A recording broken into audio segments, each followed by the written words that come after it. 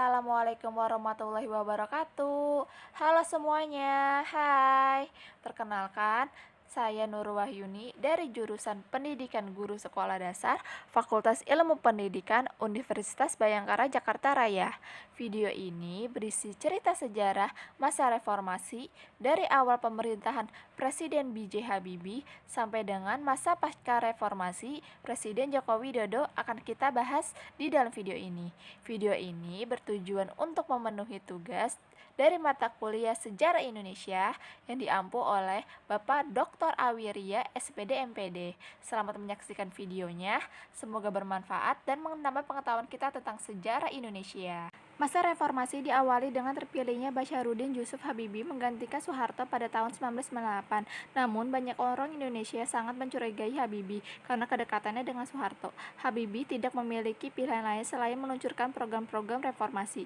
Dia akan melakukan bunuh diri politik jika tidak mematuhi tuntutan masyarakat Indonesia itu. Selama masa kepresiden Habibie, 30 undang-undang baru disetujui oleh MPR. Keputusan penting lainnya adalah penjadwalan pemilu baru yang diselenggarakan pada bulan Juni 1999.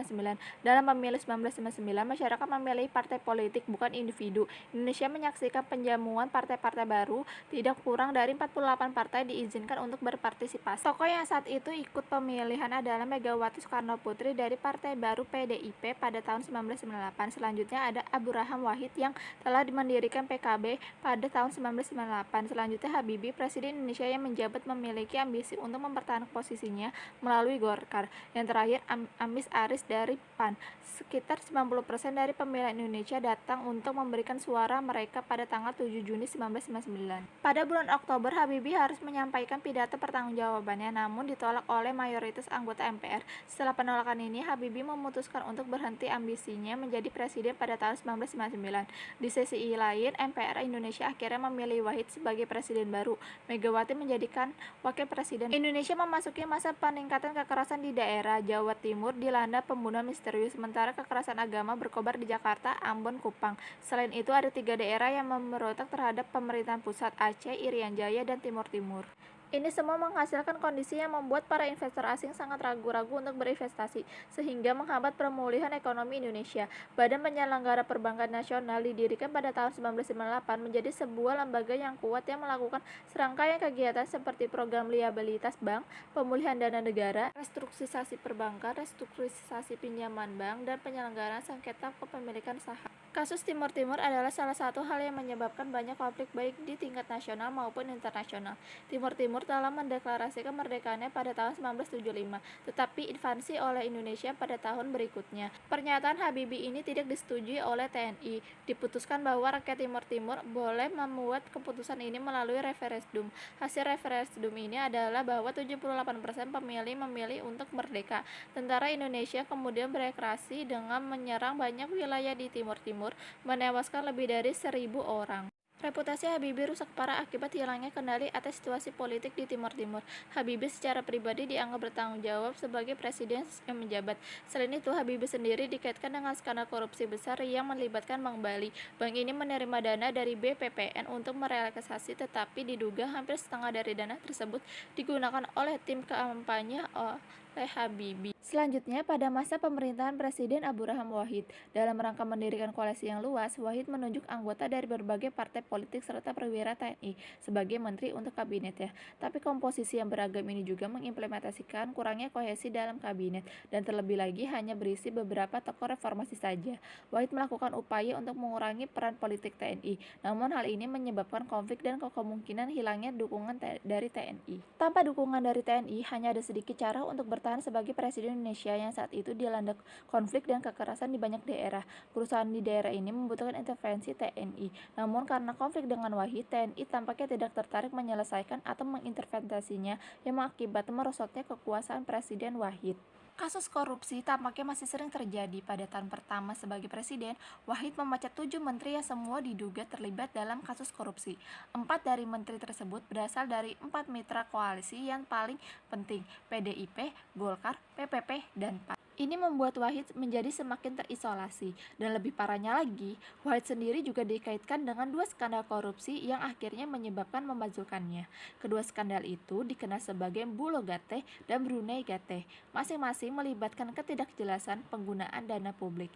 MPR Indonesia melihat ini sebagai kesempatan besar untuk membazulkan Wahid dan mengganti Megawati kemudian ditunjuk menjadi presiden. Sementara Hamzah Haj, pemimpin PPP, menjadi wakil presiden yang baru.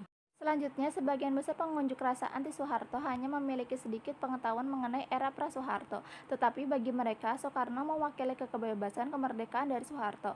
Oleh karena itu, Megawati bisa mengandalkan dukungan besar dari masyarakat. Namun, dukungan ini hanya didasarkan pada statusnya sebagai putri Soekarno.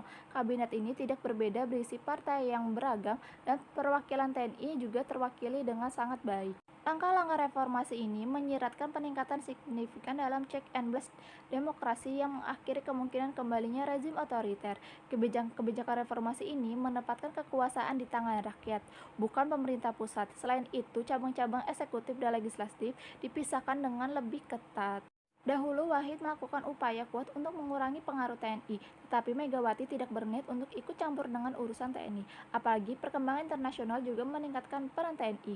Setelah serangan 11 September 2001 terhadap Menara Kembar di New York, pemerintah Amerika Serikat melanjutkan kerjasama dengan militer Indonesia yang sempat terhenti sejak partisipasi TNI dalam kekerasan di Timur Timur di tahun 1999 untuk memerangi terorisme internasional. Meskipun MPR telah berhati-hati dalam mengurangi peran politik tentara, Panglima Besar TNI lah yang menyatakan pada tahun 2004 bahwa seorang perwira TNI yang ingin aktif dalam dunia politik harus mengundurkan diri terlebih dahulu dari posisinya di TNI. Reformasi ini direalisasikan tetapi tidak berarti mengakhiri pengaruh politik TNI dalam masyarakat Indonesia.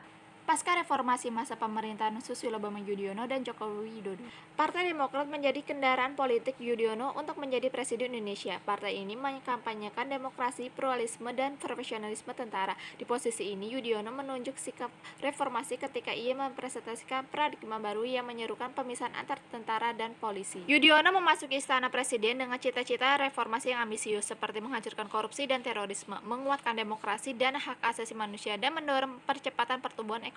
Masa kepresiden Yudhoyono juga ditandai dengan bencana, menyebabkan beberapa orang menyebut Yudhoyono sebagai presiden bencana, yaitu bencana gempa bumi, tsunami, sumber lumpur, banjir, dan terakhir letusan gunung. Prestasi baik dari pemerintah Yudhoyono yaitu utang luar negeri Indonesia menurun, cabang devisa meningkat, dan pertumbuhan produk domestik bruto tahunan solid. Pada 22 Oktober 2009, berlangsung pelantikan Kabinet Indonesia Bersatu II. Kabinet ini adalah koalisi antara PD, Golkar, PKS, PAN, PKB, dan PPP. Kendati kinerja makroekonomi yang kuat, dukungan untuk Yudhoyono mulai terkikis karena Yudhoyono tidak memenuhi harapan mengenai pemberantasan korupsi. Malah kasus korupsi tingkat tinggi yang melibatkan pejabat pemerintah menjadi berita utama secara rutin, semakin merusak popularitas Yudhoyono maupun partainya. Kelemahan lain dalam kepemimpinan Yudhoyono berkaitan dengan kecamannya yang lambat dan tidak meyakinkan terhadap serangan kekerasan dan penganut agama-agama minoritas. Kendati diawali dengan menjanjikan pemerintahan satu dekade, Yudhoyono sekarang dianggap sebagai periode kesempatan yang hilang karena tidak tegas dan terlalu berusaha untuk berteman dengan semua pihak. Tetapi di sisi lain, gaya kepemimpinan berhasil meningkatkan stabilitas politik dan ekonomi di Indonesia. Selanjutnya, Joko Widodo merupakan presiden ke-7 RI. Sebelum menjabat menjadi presiden, beliau mewakili karirnya sebagai wali kota Solo dan gubernur DKI Jakarta. Dalam masa penjabatannya, dia memiliki konsep kerja nyata dan memiliki nawacita 9 harapan untuk mewujudkan negara Republik Indonesia menjadi negara yang lebih baik, yaitu melalui beberapa bidang seperti bidang politik, yaitu isu kemaritiman, hukuman mati kepada mengedar narkoba, dan meningkatkan komunikasi publik. Sedangkan untuk bidang ekonomi, yaitu menstabilkan harga subsidi bahan bakar minyak dan meningkatkan investasi satu pintu. Sedangkan untuk ke bidang kesehatan, yaitu dengan menyediakan BPJS bagi masyarakat serta proses pembayaran BPJS dari pemerintah kepada rumah sakit yang bekerja sama dengan pemerintah, meningkatkan jumlah dokter yang ditempatkan di daerah terluar, tertinggal, dan meningkatkan infrastruktur kesehatan. Dalam bidang kesehatan, Presiden Jokowi mengeluarkan Kartu Indonesia Sehat. Sedangkan untuk bidang pendidikan, yaitu meningkatkan kesejahteraan guru, menyelenggarakan sistem ujian dari Sabang sampai Merauke, dan memberikan akses pendidikan kepada setiap masyarakat secara adil dan merata. Dalam bidang pendidikan, Presiden Jokowi mengeluarkan Kartu Indonesia Pintar. Untuk mengetahui kelemahan dan kekurangannya dalam melakukan program kebijakan tersebut masih belum dapat disimpulkan secara sempurna mengingat masa kepresidennya masih berjalan. Sekian cerita sejarah masa reformasi. Terima kasih telah menonton video ini. Wassalamualaikum warahmatullahi wabarakatuh. Sampai jumpa. Dah.